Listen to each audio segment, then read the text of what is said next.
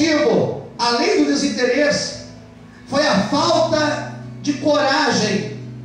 Eles perderam a coragem, perderam aquela fibra, perderam aquela disposição de trabalhar por um projeto, perderam a coragem de pôr a mão na massa para reconstruir o templo. Então nós temos pessoas desinteressadas, pessoas sem coragem, pessoas que não tinham estímulo, e o pior, o terceiro grupo, o terceiro mal, eram pessoas insatisfeitas com a situação em que eles estavam vivendo. Israel estava nesse quadro. O quadro de Israel era esse quadro: pessoas desinteressadas, pessoas sem coragem e pessoas insatisfeitas. Podemos trazer essa mensagem e aplicar nos dias atuais? Podemos trazer essa mensagem para a nossa atualidade? Podemos.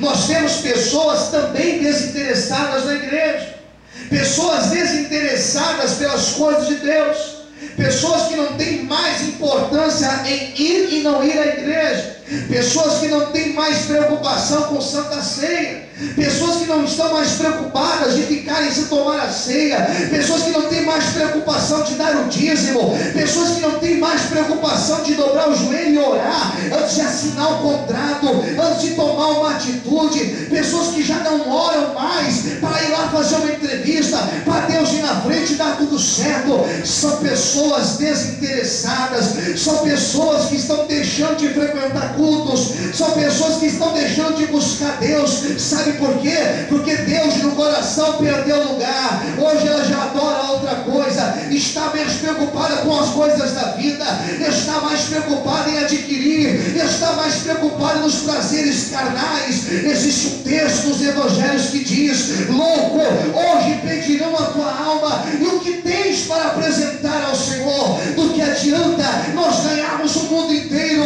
e perdermos a salvação da nossa alma? Quer saber de uma coisa, querido? Comece a se interessar pelas coisas de Deus, comece a pôr Deus como prioridade na tua vida, e as demais coisas, elas serão acrescentadas em nome de Jesus. Louvado seja o nome de Deus nessa noite, aleluia, aleluia.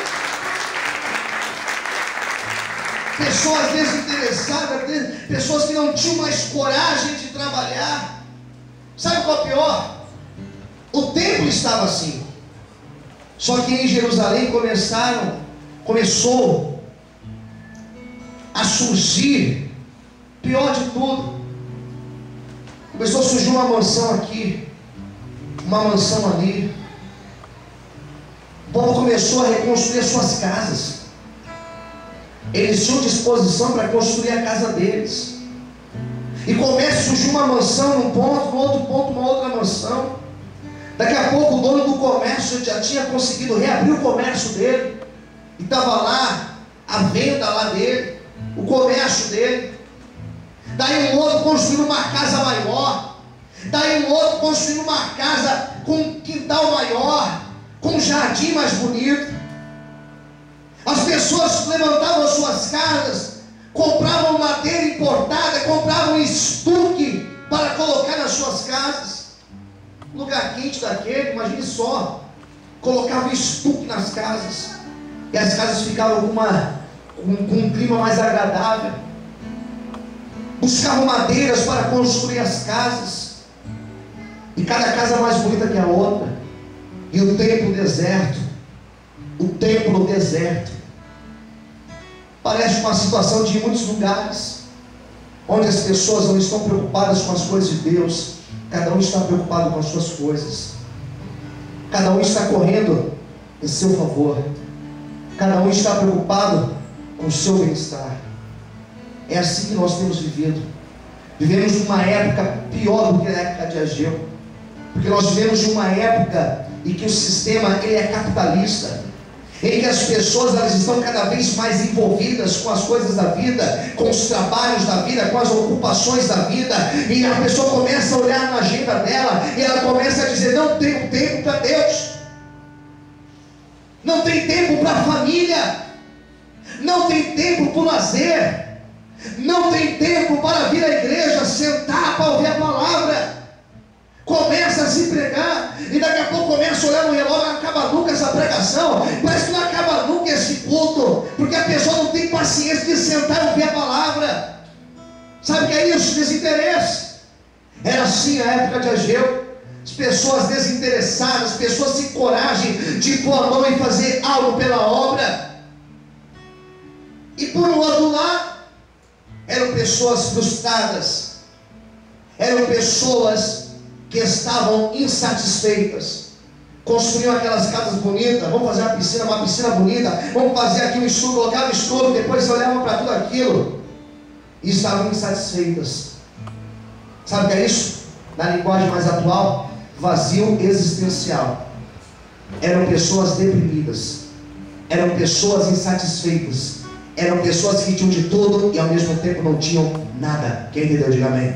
Eram pessoas que tinham uma casa bonita, mas o coração arrebentado. Eram pessoas que tinham tudo de bom e do melhor, mas por um outro lado estavam insatisfeitas com a vida, infelizes, casamentos mal sucedidos, famílias destruídas. E eram pessoas que estavam começando a caminhar para trás. Ageu surge nesse cenário, Ageu surge nessa história. E ele surge como uma voz divina, uma voz de Deus dizendo: é hora de nós mudarmos. Olha para quem está do teu lado e diga: é hora de nós mudarmos. É hora de nós tomarmos posição. Diga para o teu irmão do lado. Agora Ageu vem e começa a apresentar ao povo uma nova história. E Ageu começa a falar com Israel e começa a dizer o seguinte: olha, cereais muito, recolheis pouco, comeis, mas não vos fartai, vestivos, mas ninguém se aquece, bebeis e não vos saciais, recebe o salário, e recebe o salário em um sactel furado. Aplicai os vossos corações aos vossos caminhos, subi no monte, buscai madeira, edificai a casa, e dela me agradarei, diz o Senhor.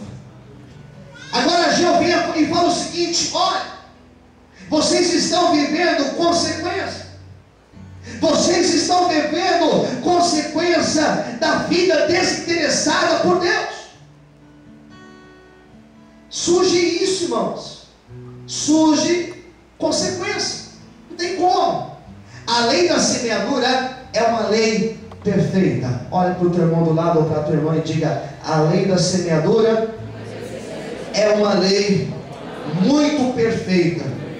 Aquilo que você planta, você pode escolher, mas o que você colhe, não tem escolha. Você colhe o que planta. Quem entendeu, diga amém.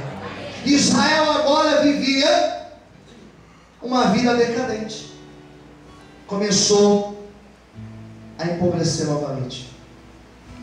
Peraí, Deus tinha libertado do cativeiro, mas o povo é assim mesmo. Largou o tempo, largou as coisas de Deus de lado. Parece a história de algumas pessoas que eu conheço. Começa a pôr Deus de lado, começa a pôr Deus de lado, e a vida começa a andar para trás. Olha para cá. Israel fazia isso. Deus em segundo plano, Deus para depois, Deus de lado. Começou a vir o problema, as consequências começaram a vir. Não tenho tempo para Deus, Deus de lado. Vou pegar o meu dízimo e vou usar o meu dízimo ao invés de entregar para Deus. É Deus de lado. Não tenho tempo mais de sacrificar para Deus, Deus de lado. Israel fazia isso. E a vida agora começa a andar para trás. O profeta Ageu fala que começou a ter seca naquele lugar. A terra que Deus tinha abençoado quando entregou lá atrás, dizendo que era uma terra boa, que manava leite e mel, agora era uma terra seca. Agora eles experimentaram de uma terra que não produzia nada.